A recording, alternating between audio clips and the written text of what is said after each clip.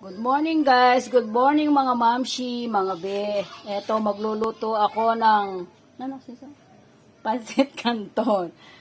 Isa sa mga paborito ng pinakamaganda kong apo na si Sky. Eto yung sahog. Eto yung sahog, balon-balunan at saka atay.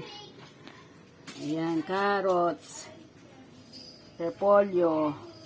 Special request niya yan kasi nung nandito yung daddy niya, nakabakasyon. Lagi daw siyang nilulutuan ng ganito. Pinagmamalaki niya sa amin. My daddy cook for me pancit, canton.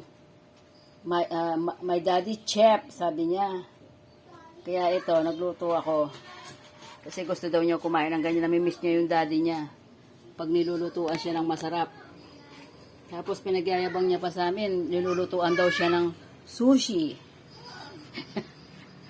Sige, mamaya na lang ulit. Luto muna ako. Ayan na po siya. Paluto na. Sarap. Marami sa hugo.